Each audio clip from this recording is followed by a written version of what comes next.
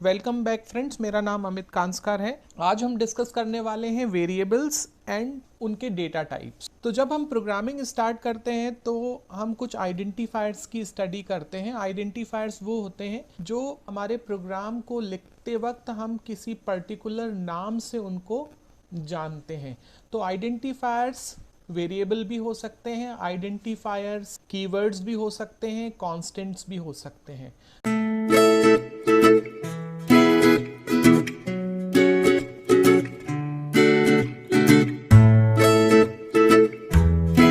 तो आज के इस वीडियो में हम स्टडी करते हैं वेरिएबल्स।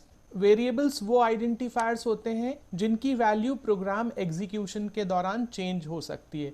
जैसे कि एक सिंपल एक इक्वेशन की बात करें, अगर हम एक इक्वेशन लेते हैं लाइक 3x + 4y = 5। ये एक सिंपल मैथमेटिक्स की इक्वेशन है जिसमें x और y वेरिएबल है, 3, 4, 5 जो है वो कॉन्स्टेंट्स हैं। तो वेरिएबल का मतलब है कि x और y में कुछ भी वैल्यू आ सकती है। जो वैल्यू हमें दी जाएगी या जो वैल्यू हमारे पास है, अगर x की प्लेस पर और y की प्लेस पर वो वैल्यू हम रखेंगे तो ये इक्वेशन को हम सॉल्व कर सकते हैं। तो ऐसे ही प्रोग्राम को लिखते वक्त हमें ज़रूरत पड़ती है कि हम कुछ वेरिएबल्स को उसमें डिफ़ाइन कर पाएँ। तो वेरिएबल्स वो आइडेंटिफायर्स होते हैं जिनकी वैल्यू प्रोग्राम एग्जीक्यूशन के दौरान चेंज हो सकती है। कांस्टेंट वो आइडेंटिफायर्स होते हैं जिनकी वैल्यू प्रोग्राम एग्जीक्यूशन के दौरान चेंज नहीं होती है, वो फिक्स होती है। कीवर्ड्स वो आइडेंटिफायर्स होते हैं जिनका मीनिंग कंपाइलर या फिर इंटरप्रेटर को पहले से ही मालूम होता है, उनका मीनिंग प्री डिफाइन होता है। तो आइए देखते हैं पाइथन में कौन कौन से डेटा टाइप्स होते हैं और पाइथन के हर एक डेटा टाइप का क्या मतलब होता है। हमारे जितने भी डेटा टाइप्स पाइथन में हैं, इनको हम आने वाले कुछ वीडियोस में कवर करेंगे, क्योंकि एक वीडियो में इन सारे डेटा टाइप्स को कवर करना पॉसिबल नहीं है। किसी भी प्रोग्रामिंग लैंग्वेज में डेटा टाइप्स दो तरह के होते हैं, एक को बोलते हैं बिल्ट इन डेटा टाइप और दूसरा होता है user defined data type. Built in data type किसी भी प्रोग्रामिंग के साथ मिलते हैं। जैसे ही आप उसका कंपाइलर या इंटरप्रेटर इंस्टॉल करते हैं, वो ऑलरेडी आपके कंप्यूटर पे आ जाते हैं। तो पाइथन के साथ भी ऐसा है कि हमें बिल्ट इन डेटा टाइप मिलते हैं। जहां तक कि सवाल है यूजर डिफाइंड डेटा टाइप का, यूजर डिफाइंड डेटा टाइप उस वक्त यूज किए जाते हैं जब प्रोग्रामर को डेटा टाइप अपने हिसाब से बनाना है या अपने हिसाब से यूज करना है। तो यूजर डिफाइंड डेटा टाइप्स को डिटेल में हम लेटर स्टडी करेंगे। अभी देखते हैं बिल्ट इन डेटा टाइप। तो पाइथन के कुछ बिल्ट इन डेटा टाइप्स होते हैं। ऐसे 5 डेटा टाइप्स हैं पाइथन में जिनको हम बोलते हैं बिल्ट इन डेटा टाइप्स। तो सबसे पहला जो डेटा टाइप पाइथन में होता है बिल्ट इन डेटा टाइप, उसको बोलते हैं नन। इसके बारे में हमने कुछ स्टडी भी किया था। तो नन टाइप का पहला डेटा टाइप होता है, it is first built in data type of Python. कुछ डेटा टाइप न्यूमेरिक टाइप के होते हैं, कुछ डेटा टाइप्स हमारे सीक्वेंसेस होते हैं, कुछ डेटा टाइप्स हमारे सेट्स होते हैं और कुछ डेटा टाइप्स हमारे मैपिंग्स होते हैं। तो आइए इसको वन बाय वन हम स्टडी करते हैं। पाइथन में जो नन टाइप का डेटा टाइप होता है उसका मतलब होता है एक ऑब्जेक्ट जिसकी कोई वैल्यू नहीं है।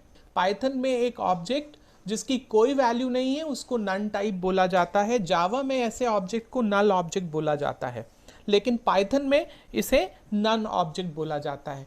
तो हमने इससे पहले की कुछ क्लासेस में, कुछ वीडियोस में डिस्कस किया था कि जब कोई एक वेरिएबल किसी भी ऑब्जेक्ट को रेफर नहीं कर रहा है तो हम उसको नन रेफर करवा सकते हैं। ठीक है, तो आइए मैं लिए चलता हूं आपको पाइथन इंटीग्रेटेड डेवलपमेंट एनवायरनमेंट में, जहां पे हम देखते हैं कि नन टाइप का डेटा टाइप कैसे हम डिफाइन करते हैं और उसको कैसे हम यूज करते हैं। तो मान लीजिए आपने एक वेरिएबल यहां पर डिक्लेयर किया जिसका टाइप हमने रख दिया नन। एक बी टाइप का हमने वेरिएबल ले लिया, इसका टाइप भी हमने नन रख दिया। अब आप इसका टाइप चेक करेंगे तो ए का टाइप नन बता रहा है, बिकॉज नन क्या है, एक बिल्ट इन डेटा टाइप है। तो जितने भी built in data type Python में अवेलेबल हैं वो उनकी एक क्लास बनी हुई है। मतलब पाइथन में सारा कुछ एक ऑब्जेक्ट की तरह समझा जाता है, मतलब ऑब्जेक्ट की तरह ट्रीट किया जाता है, इसका मतलब है उनकी क्लासेस बनी होगी। तो आप कोई भी डेटा टाइप पाइथन में स्टडी करेंगे तो आप पाएंगे कि उनकी कोई क्लास बनी हुई है। तो जैसे कि एक नन है, नन एक डेटा टाइप है, नन एक ऐसा ऑब्जेक्ट है जिसकी कोई वैल्यू नहीं होती, तो उसका एक क्लास बना हुआ है नन टाइप का। अब हम यहाँ पे देखेंगे ए का टाइप तो हमने देख लिया, ए का टाइप नन टाइप का है। बी का टाइप भी हम देख लेते हैं, बी का टाइप क्या है, बी का टाइप भी नन टाइप का है।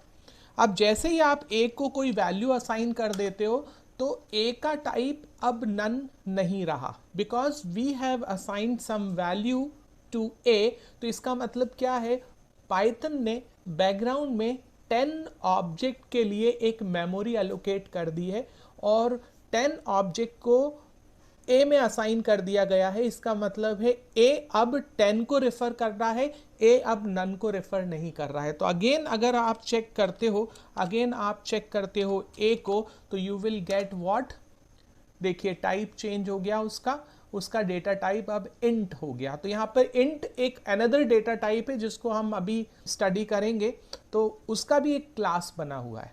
तो ये हो गया हमारा नन डेटा टाइप। अब अगला डेटा टाइप जो है हमारे पास आता है न्यूमेरिक टाइप्स। न्यूमेरिक टाइप, जहां तक न्यूमेरिक टाइप की बात है, देयर आर 3 सब types of numeric data types. 3 सब टाइप्स कौन कौन से हैं? एक है इंट, दूसरा है फ्लोट और तीसरा है कॉम्प्लेक्स। ये है न्यूमेरिक डेटा टाइप्स। तो आइए वन बाय वन हम इसको स्टडी करते हैं। जब आप किसी भी वेरिएबल में एक कंप्लीट वैल्यू को डालते हैं, चाहे वो नेगेटिव हो, चाहे वो ज़ीरो हो, चाहे वो पॉजिटिव हो, तो वो वेरिएबल इंटीजर हो जाता है। जैसे कि पाइथन शेल में हम एक x वेरिएबल लेते हैं और x वेरिएबल को हम 5 वैल्यू असाइन करते हैं। जैसे ही हमने x वेरिएबल को 5 वैल्यू असाइन किया तो यहाँ पर x का डेटा टाइप क्या हो गया, x का डेटा टाइप इंटीजर हो गया। हम चेक कर सकते हैं by using type function. With in the type function if we pass a then enter, तो a का टाइप हमें पता चल जाएगा, a का टाइप क्या है, इंटीजर है। अगर आप y में कोई निगेटिव वैल्यू हम असाइन कर देते हैं तो अब y का टाइप हम चेक कर लेते हैं। y का टाइप क्या है, y का टाइप भी इंटीजर ही शो कर रहा है। उसके बाद हम z में कोई और दूसरी वैल्यू असाइन करते हैं, जैसे कि हमने वैल्यू असाइन करी 40,000। 40,000 को असाइन करने के बाद हम अगर चेक करते हैं कि टाइप ऑफ z क्या है, तो ये भी हमें बताएगा कि इन टाइप का है। यहाँ पे आप सोच रहे होंगे कि मैंने 40,000 क्यों लिया है। जहाँ मैंने 40,000 इसीलिए लिया है, अगर हम देखते हैं C या C++ का एग्जाम्पल लेते हैं, उसमें इंटीजर डेटा टाइप का एक रेंज फिक्स होता है। अगर आप C में कोई इंटीजर डिफाइन करते हैं तो वो जनरली 2 बाइट्स का होता है और 2 बाइट्स में आप कौन सी रेंज की वैल्यू उसमें स्टोर कर सकते हैं, वो होती है -32768 से लेकर +32767 तक। लेकिन यहाँ पर हम जो C की रेंज है उससे कहीं अधिक वैल्यू जो कि 40,000 है वो भी एक इंटीजर में असाइन कर पा रहे हैं। अब हम देखते हैं क्या हम इससे भी बड़ी वैल्यू असाइन कर सकते हैं। तो हमने यहाँ पर कुछ इतनी वैल्यू असाइन कर दी, तो हम ये काफ़ी बड़ी वैल्यू है। अगर हम इसको रीड भी करेंगे तो रीड करने में भी दिक्कत होगा, फिर भी हमने उसको एक पर्टिकुलर वेरिएबल में स्टोर कर दिया है। अब आइए चेक करते हैं कि इसका डेटा टाइप क्या होगा।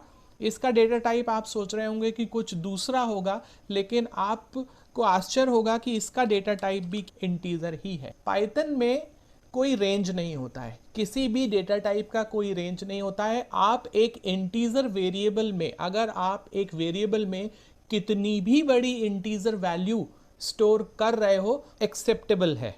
फॉर एग्जाम्पल मैंने x में पहले 5 स्टोर किया था, अब मैं x में कुछ और बड़ी वैल्यू स्टोर करके देखता हूँ। मैं इतनी बड़ी वैल्यू स्टोर करके देखता हूँ कि वो मल्टीपल लाइन्स में आ रही है, ये भी स्टोर हम कर पाएंगे। और अगर आप इसका भी टाइप चेक करोगे, you will get the same integer data type. तो यहाँ पर आपको समझ में आ रहा होगा कि इंटीजर किसी भी पर्टिकुलर डेटा टाइप का यहाँ पे कोई रेंज नहीं होता है। डेटा टाइप का रेंज वाला कॉन्सेप्ट यहाँ पे पाइथन में होता ही नहीं है, इसलिए आप रेंज में कभी कंफ्यूज नहीं होंगे। तो ये हम स्टडी कर रहे हैं अभी इंटीजर डेटा टाइप। अब आते हैं हम फ्लोटिंग पॉइंट डेटा टाइप पे। फ्लोटिंग पॉइंट डेटा टाइप का मतलब होता है कि जब आप किसी वेरिएबल में कुछ ऐसी वैल्यू स्टोर करते हो जिसमें डेसिमल पॉइंट है। लाइक अगर मान लीजिए मैं एक f वेरिएबल लेता हूं और f वेरिएबल में मैं 2.5 स्टोर करता हूं, तो 2.5 का मतलब क्या है, ये इंटीजर तो है नहीं क्योंकि इसमें डेसिमल आ गया है, तो ये इंटीजर तो माना नहीं जाएगा। तो ये क्या माना जाएगा, ये माना जाएगा, चेक कर लेते हैं, type of f is what, ये माना जाएगा फ्लोट।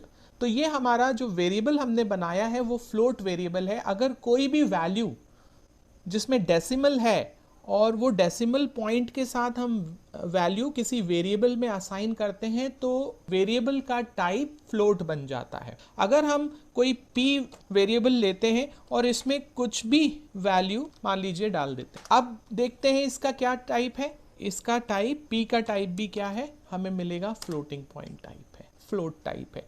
तो यहाँ पे भी देखिए फ्लोट का क्लास बना हुआ है। तो हर एक डेटा टाइप जो पाइथन में एग्जिस्ट करता है उसका एक क्लास बना हुआ है। यहाँ पे और एक रिप्रेजेंटेशन का तरीका है, जैसे कि मान लीजिए मैं एक q वेरिएबल लेता हूँ और q वेरिएबल में मैं 2.5 e4 कर देता हूँ। तो इसका मतलब क्या है, इसका टाइप चेक करते हैं q वेरिएबल का, you will get same float. लेकिन इस पर्टिकुलर चीज का क्या मतलब है, इस तरह के जो नंबर्स होते हैं या जो वैल्यू होती है उनको हम बोलते हैं एक्सपोनेंशिएशन। इसका मतलब ये है कि जब हमने q डिफाइन किया है तो q यहाँ पर क्या माना गया है, q की वैल्यू मानी गई है 2.5 into 10 raise to the power 4, इसकी वैल्यू ये मानी गई है। अगर आप q में कोई एक ऐसा वैल्यू डाल दें, जैसे कि आपने डाल दिया 22.55 capital E to the power 3, तो इसका भी टाइप चेक करेंगे Q का, तो अभी भी Q का डेटा टाइप आपको फ्लोट ही दिखाएगा। लेकिन यहाँ पर क्या है, आप या तो स्मॉल लीजिए या फिर कैपिटल E लीजिए, दोनों का ही मतलब एक्सपोनेंशिएशन है और एक्सपोनेंशिएशन का मतलब क्या होता है, 10 रेज टू द पावर। तो यहाँ पर इस पर्टिकुलर वैल्यू को जिसमें हमने लिखा है 22.55 e raise to the power 3, इसका मतलब होगा 22.55 इंटू 10 टू द पावर 3। इसका मतलब क्या हो जाएगा, इसका मतलब हो जाएगा 22.55 इंटू 1000, ठीक है। और इसका मतलब हो जाएगा 22, 55 एंड 00, ठीक है। इसको हम करके भी देख सकते हैं, जैसे कि आपको मालूम है कि पाइथन के पास उसके शेल में अपना एक कैलकुलेटर होता है, तो हम यहाँ पर भी देख सकते हैं एग्जीक्यूट करके कि ये होता क्या है। यहाँ पे मल्टीप्लिकेशन के लिए हम एस्ट्रिक साइन लेंगे और इसको 1000 से मल्टीप्लाई करेंगे, तो व्हाट यू आर गेटिंग 550, 22,550। तो मैंने यहाँ पे गलत लिख दिया था, इट इज़ 22,550। तो 22,550 इसकी एग्जैक्ट वैल्यू है। उसका रिप्रेजेंटेशन करने का तरीका अलग अलग है, और पाइथन में जो रिप्रेजेंटेशन का तरीका होता है वो एक्सपोनेंशिएशन होता है, उसको स्मॉल ई और कैपिटल ई दोनों से आप रिप्रेजेंट कर सकते हो। तो ये हमने देखा कि फ्लोट डेटा टाइप कैसा होता है और कौन कौन सी वैल्यू को हम फ्लोट में असाइन कर सकते हैं। इसमें भी कोई लिमिट नहीं है, कोई रेंज नहीं है, किसी भी डेटा टाइप में कोई रेंज नहीं है। तो रेंज को लेकर आप यहाँ पे कंफ्यूज ना होइएगा, because there is no range applicable with any of the data type of Python. अब हम आते हैं कॉम्प्लेक्स पे। कॉम्प्लेक्स क्या होता है, आपको जैसे मालूम है कॉम्प्लेक्स एक नंबर होता है। कॉम्प्लेक्स नंबर को हम x प्लस आई जे के फॉर्म में लेते हैं।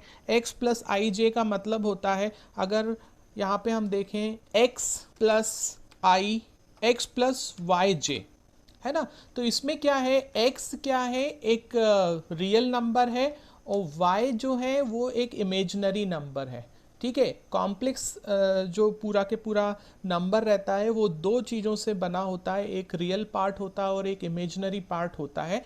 तो यहाँ पर भी क्या है, हम किसी भी कॉम्प्लेक्स नंबर को यहाँ पर बना सकते हैं। जैसे कि मान लीजिए मैंने एक C को कॉम्प्लेक्स नंबर बनाया और C में मैंने असाइन कर दिया -1 -5.5J।